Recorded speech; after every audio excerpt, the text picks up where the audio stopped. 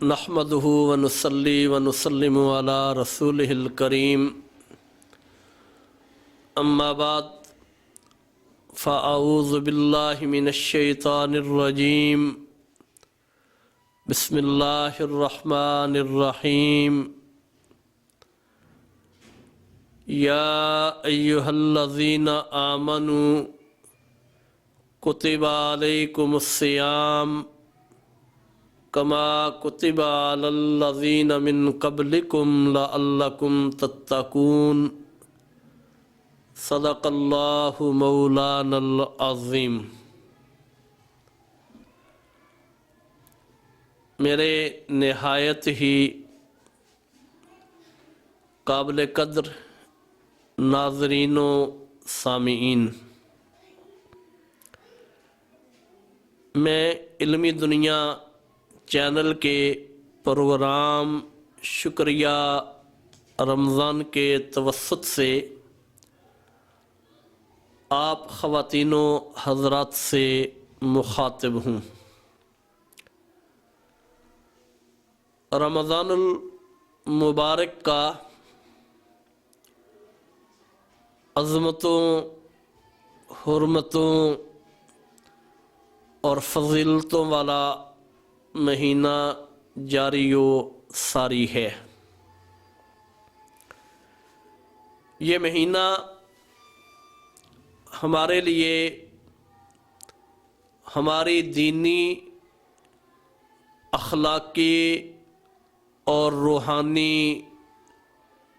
तरबियतों का महीना भी है।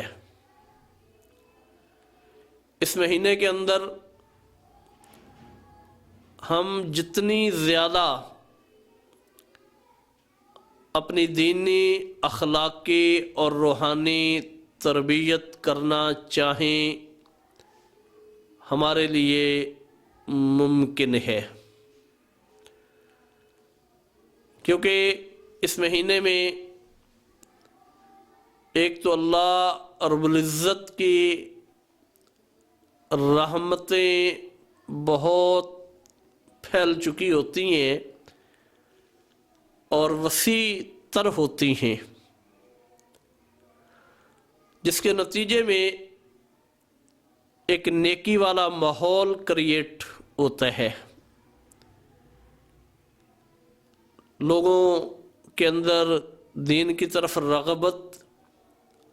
और दीनदारी की तरफ रुझान बन चुका होता है। अब उससे आगे बढ़कर अपने अंदर दीनी तरबियत, अखलाकी तरबियत और रूहानी तरबियत की हम जितनी ज़्यादा कोशिश कर लेंगे, उतना ज़्यादा फ़ायदा पा लेंगे। रमज़ानुल मुबारक के ये जो रोज़े हैं, जिनका हम मुसलमान एहतमाम कर रहे हैं, अगर कोई मुसलमान रमज़ानुल मुबारक का रोज़ा ही छोड़ रहा है तो ये उसके लिए बहुत अफसोस की बात है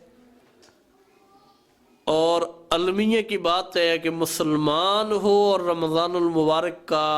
रोज़ा उसको नसीब ना हो रहा हो, तो ये बहुत बड़ी महरूमी है, बदकिस्मती है। और हमारे वो मुसलमान जो अल्हम्दुलिल्लाह बड़ी तादाद के अंदर हैं, जो रोज़े का एहतमाम करते हैं, रमज़ानुल मुबारक के रोज़े पूरे एहतमाम के साथ उनको कायम करने की कोशिश करते हैं। बल्कि हमने तो देहाती ज़िंदगी के अंदर ऐसे ऐसे लोग भी देखे कि जो बेचारे दीगर दीनी मामलात में तो शायद सुस्ती कर जाते हों, نماز کے اندر کبھی غفلت کر جاتے ہوں اور دیگر بھی بہت سارے دینی امور میں سستی کا شکار ہو جاتے ہوں، لیکن رمضان المبارک کے روزوں کے معاملے میں وہ بڑے مضبوط محسوس ہوتے ہیں اور پورے جذبے کے ساتھ اور بھرپور مشقت کے باوجود بھی وہ رمضان المبارک کے روزوں کا اہتمام کرتے ہوئے نظر آتے ہیں۔ حالانکہ دیہاتی زندگی میں کاشتکاری ہے اور مال مویشی پالنا اور ان کے انتظامات بڑے مشقت والے ہوتے ہیں،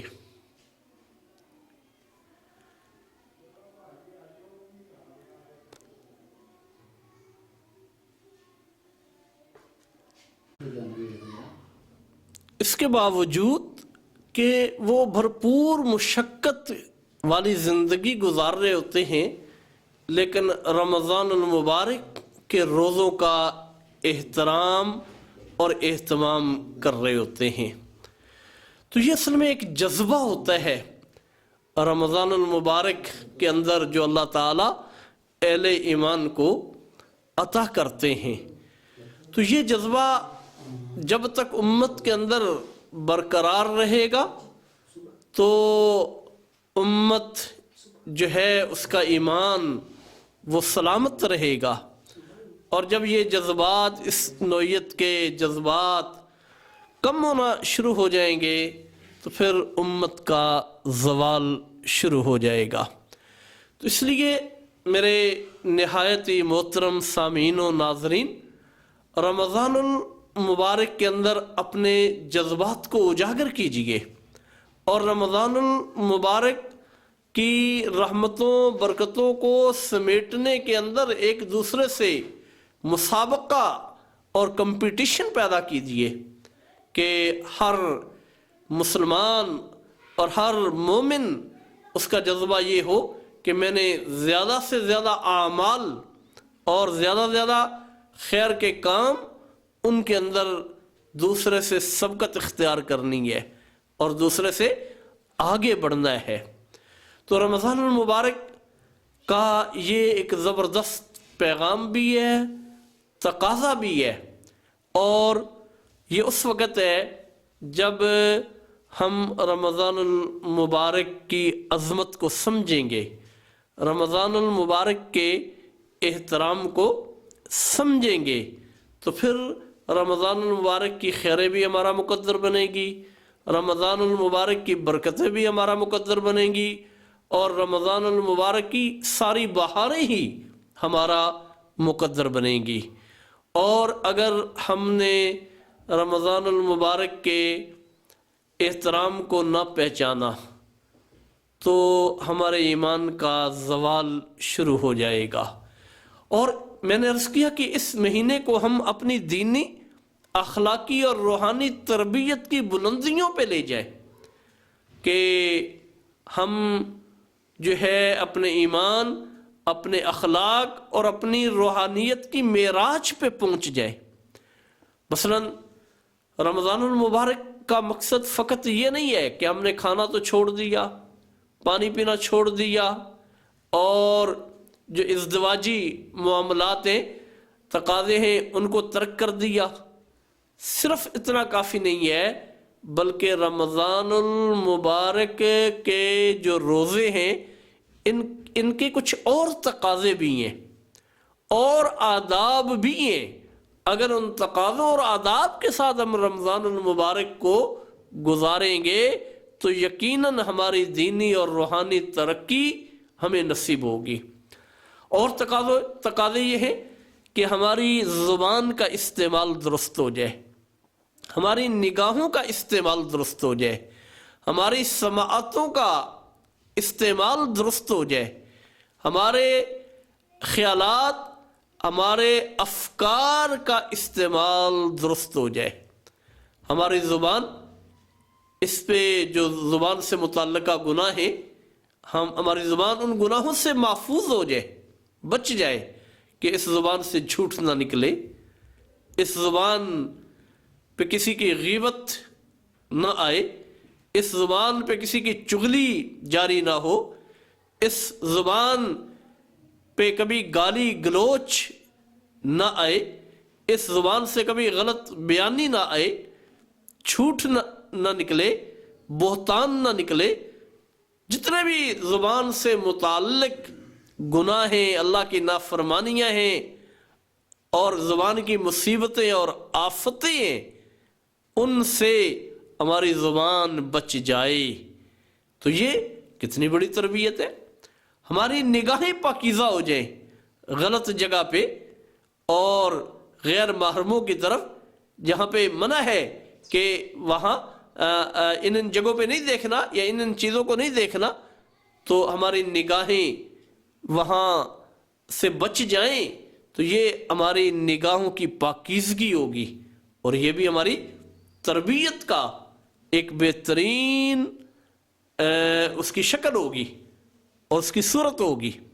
اسی طرح ہمارے کانوں کے اندر کوئی ایسی بات نہ جائے کہ جس سے اللہ کی نافرمانی لازم آتی ہو، مثلا موسیقی ہے، گانا ہے، کسی کی غیبت سننا ہے، کسی کی برائی سننا ہے، ان چیزوں سے ہماری سماعتیں محفوظ ہو جائیں،